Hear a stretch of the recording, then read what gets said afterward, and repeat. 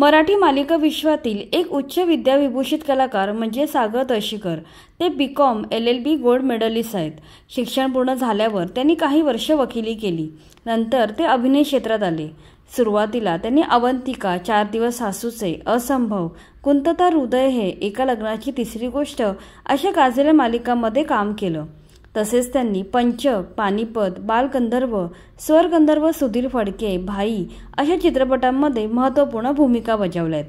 सध्या ते ठरलं तर मग या मालिकेत रविराज किल्लेदारांची भूमिका गाजवत आहेत। सागर यांचे लग्न अंजनी तळशीकर यांच्याशी झालंय। त्यांना मृण्मयी आणि आर्जवी या 2 मुली आहेत। तसेच अंजोर नावाचा मुलगा आहे। सागर तळशीकर यांच्या पावलावर पाऊल टाकत त्यांची मुलगी आर्जवी मनोरंजन क्षेत्रात आली आहे। आर्जवी नामांकित कंपनी कॉटन किंगच्या जाहिरातीत झळकली होती। तसेच तिने विवाह भोजनांबू या तेलुगू चित्रपटात काम केलंय। या रोमॅन्टिक कॉमेडी चित्रपटात ती मुख्य भूमिकेत दिसून आली होती। तिने केलेल्या कामाचं सर्व स्तरातून कौतुक झालं।